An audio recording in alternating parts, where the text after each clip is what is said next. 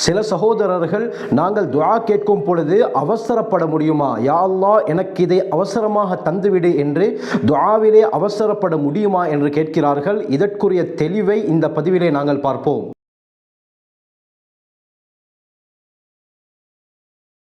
அல்ஹம்துலில்லாஹி ரப்பில் ஆலமீன், அஸ்ஸலாத்து வஸ்ஸலாமு அலா ரசூலில்லாஹி அம்மா பஅத். கண்ணியத்திற்குரிய இறைவனின் நல்லடியார்களே, அல்லாஹ்வின் சாந்தியும் சமாதானமும் என்றென்றும் நம் அனைவர் மீதும் உண்டாவதாக.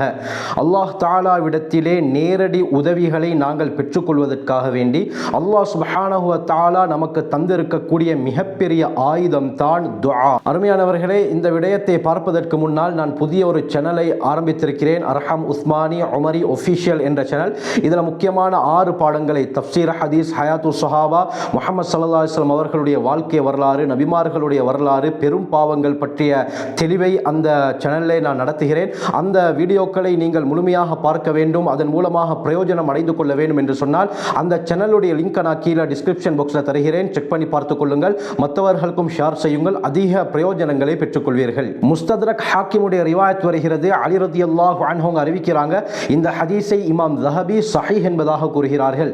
ஸல்லல்லாஹு அலைஹி வஸல்லம் சொன்னார்கள், அத்துஆஉ சிலாஹுல் முஃமின், துஆ பிரார்த்தனை என்பது முஃமினுடைய ஆயுதமாகும். வ இமாதுத்தீன், தீனுடைய மார்க்கத்துடைய தூணாகும். வ நூரு ஸமாவாத்தி வல் அர்த், இந்த பூமி இந்த வானங்களுடைய ஒளியாகும் என்று ஸல்லல்லாஹு அலைஹி வஸல்லம் அவர்கள் கூறினார்கள். ஆகவே துஆ என்பது நமக்கு அல்லாஹ் தந்திருக்கக்கூடிய மிக முக்கியமான ஒரு விடயம். அல்லாஹ்வுடைய நேரடி உதவியை இந்த துஆவின் மூலமாக நாங்கள் பெற்றுக்கொள்ள முடியும். சிலர் கேட்கிறார்கள், நாங்கள் துஆவிலே அவசரப்பட முடியுமா, யா அல்லாஹ் எனக்கு இதை அவசரமாக தந்துவிடு என்று நாம் அல்லாஹ்விடத்திலே மன்றாட முடியுமா, நாங்கள் அல்லாஹ்விடத்திலே அதட்டி கேட்க முடியுமா என்று கூறுகிறார்கள். அருமையானவர்களே, துஆ கேட்கும் பொழுது அதற்கு சில ஆதாபுகள், ஒழுக்கங்கள் இருக்கின்றன. அந்த முறைப்படித்தான் நாங்கள் துஆவை கேட்க வேண்டும். ஒரு ஜனாதிபதியிடமோ அல்லது ஒரு செல்வந்தரிடமோ நாங்கள் எங்களுடைய தேவைகளை கேட்கும் பொழுது எந்த அளவுக்கு கூனி குறுகி நாங்கள் தயங்கி அந்த தேவையை முறையிடுகிறோம்.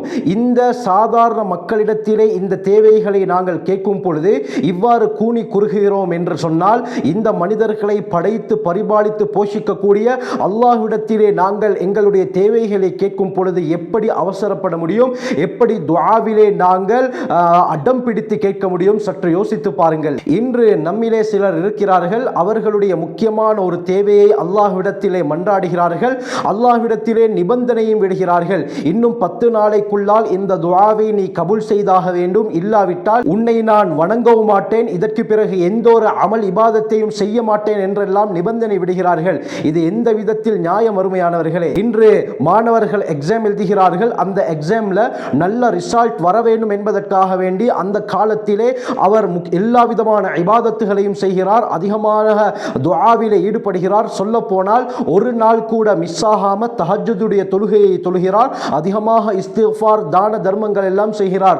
ஆனால் ரிசல்ட் வரும் பொழுது இவர் விருப்பப்பட்ட மாதிரி ரிசல்ட் வராமல் இவர் விருப்பப்படாத விதத்திலே வந்தால் அந்த நேரத்திலே இவர் சடைவடைந்து விடுகிறார், நிராசையாகி விடுகிறார். கடைசியில் அல்லாஹுவை ஏச ஆரம்பிக்கிறார். நான் எவ்வளவு இபாதத் செய்தேன், நான் எவ்வளவு துஆ கேட்டேன், எவ்வளவு தான தர்மங்கள் செய்தேன், ஆனால் ஒன்றுமே பிரயோஜனம் இல்லாமல் போய்விட்டதே, நான் கேட்டதற்கு மாற்றமாக அல்லவா கிடைத்து விட்டது, இனிமேல் நான் தொழவும் மாட்டேன், இபாதத் செய்யவும் மாட்டேன் என்று சொல்லி நிராசையாக கூடிய எத்தனையோ பேரை நாம் நம்முடைய வாழ்க்கையிலே பார்க்கிறோம். அருமையானவர்களே, துஆ கேட்கும் பொழுது நாங்கள் பொறுமையை கையாள வேண்டும்.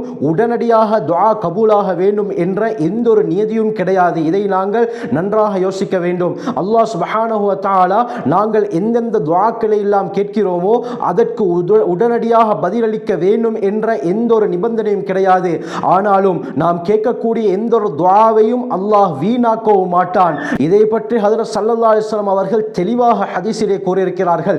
ஸஹீஹ் முஸ்லிமுடைய 6936வது ரிவாயத், அபூ ஹுரைரா ரலியல்லாஹு அன்ஹு அறிவிக்கிறாங்க, ஹஜ்ரத் ஸல்லல்லாஹு அலைஹி வஸல்லம் அவர்கள் சொன்னார்கள், லா யஸாலு யுஸ்தஜாபு லில் அப்த், ஒரு அடியானுடைய துஆவுக்கு பதிலளிக்கப்பட்டு கொண்டே இருக்கிறது. மாலம் யதஅ பி இஸ்மின் அவ் கத்தியத்தி ரஹமின் மாலம் யஸ்தஅஜில். 3 விடயத்தை ஸல்லல்லாஹு அலைஹி வஸல்லம் அவர்கள் சுட்டிக்காட்டினார்கள். பாவகரமான விடயத்தில் விடயத்திற்கு துஆ கேட்காமல் இருக்கும் காலமெல்லாம், இதே போல உறவு முறையை துண்டிப்பதற்காக வேண்டி துஆ கேட்காமல் இருக்கும் காலமெல்லாம், மூன்றாவது துஆவிலே அவசரப்படாமல் இருக்கும் காலமெல்லாம் ஒரு அடியான் கேட்கக்கூடிய துஆவுக்கு பதிலளிக்கப்பட்டு கொண்டே இருக்கிறது என்று ஸல்லல்லாஹு அலைஹி வஸல்லம் சொல்லி காட்டினார்கள். அதாவது ஒருவர் பாவகரமான விடயத்திற்காக வேண்டி துஆ கேட்கிறார், யா அல்லாஹ் எனக்கு மதுபானம் வேண்டும், இதற்காக வேண்டி எனக்கு பணத்தை தந்துவிடு என்பதாக ஒருவர் துஆ கேட்கிறார். இப்படியாப்பட்ட துஆக்களை பாவகரமான விடயத்தை குறிப்பிட்டு துஆ கேட்டால் அந்த துஆவை அல்லாஹ் கபூல் செய்ய மாட்டான். இரண்டாவது, உறவுமுறையை துண்டிப்பதற்காக வேண்டி, யா அல்லாஹ் என்னுடைய தாயுடன் நான் பேசாமல் இருப்பதற்கு விரும்புகிறேன், அதற்குரிய அந்த விடயத்தை ஏற்படுத்தி கொடுப்பாயாக, நான் பேசாமல் இருப்பதற்குரிய அந்த நிலையை ஏற்படுத்துவாயாக என்று ஒருவர் துஆ கேட்டால் இந்த துஆவையும் அல்லாஹ் ஏற்றுக்கொள்ள மாட்டான். மூன்றாவது நபி அவர்கள் சொன்னார்கள், மாலம் யஸ்தஅஜில், துஆவிலே அவசரப்படாமல் இருக்கும் காலமெல்லாம் உடனே சஹாபாக்கள், யா ரசூலல்லாஹ் வமல் இஸ்திஅஜால், துஆவிலே அவசரப்படுவது என்றால் என்னவென்று கேட்டார்கள். இந்த நேரத்தில் ஸல்லல்லாஹு அலைஹி வஸல்லம் சொன்னார்கள், ஒரு அடியான் கது தஅவுது, நான் துஆ கேட்டு விட்டேன், நான் பலமுறை துஆ கேட்டு விட்டேன், ஆனால் ஃபலம் அர யஸ்தஜீபுலி, ஆனால் அந்த துஆ எனக்கு ஏற்றுக்கொள்ளப்படுவதாக நான் கருதவில்லை. ஆகவே இந்த சந்தர்ப்பத்தில் இவன் நிராசையாகி வயத்ருக்கு துஆ கேட்பதையே விட்டு விடுகிறான். இதுதான் துஆவிலே அல் இஸ்திஅஜால், அவசரப்படுவது என்று ஸல்லல்லாஹு அலைஹி வஸல்லம் அவர்கள் சொல்லி காட்டினார்கள்.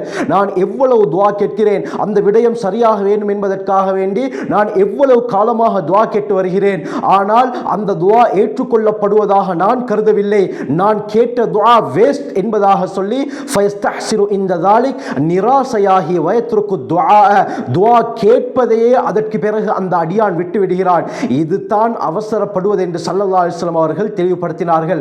ஆகவே துஆ கேட்டுவிட்டு நாங்கள் பொறுமையுடன் இருக்க வேண்டும். அந்த துஆ கபூலாகும் வரை உடனடியாக நாம் கேட்கக்கூடிய துஆக்கள் கபூலாக வேண்டும் என்று எந்த ஒரு நிபந்தனையும் அல்லாஹ்விடத்திலே கிடையாது. ஆகவே அன்பார்ந்தவர்களே, நாங்கள் துஆ கேட்கும் பொழுது அவசரப்படாமல் பொறுமையாக தொடர்ச்சியாக நிச்சயமாக அல்லாஹ் இந்த துஆவை கபூல் செய்வான் என்ற எண்ணத்திலே நாங்கள் துஆ கேட்க வேண்டும். திர்மிதியுடைய 3479வது ரிவாயத், அபூ ஹுரைரா ரலியல்லாஹு அன்ஹு அறிவிக்கிறாங்க, ஹஜ்ரத் ஸல்லல்லாஹு அலைஹி வஸல்லம் எந்த அளவுக்கு சொன்னார்கள் என்றால், உதுல்லாஹ வ அன்தும் முகினூன பில் இஜாபா, நிச்சயமாக அல்லாஹ் இந்த துஆவுக்கு பதிலளிப்பான் என்ற உறுதியுடன் நீங்கள் அல்லாஹ்விடத்திலே துஆ கேளுங்கள். ஃபஅலமூ, நன்றாக அறிந்து கொள்ளுங்கள், அன்னல்லாஹ லா யஸ்தஜீபு துஆஅன் மின் கல்பின் காஃபிலின் லாஹின், நிச்சயமாக அல்லாஹ் சுப்ஹானஹு வ தஆலா மறதியும் கவனஈனமும் இருக்கக்கூடிய உள்ளத்திலிருந்து வெளியாகக்கூடிய எந்த துஆவையும் ஏற்றுக்கொள்ள மாட்டான் என்று ஸல்லல்லாஹு அலைஹி வஸல்லம் அவர்கள் சொன்னார்கள்.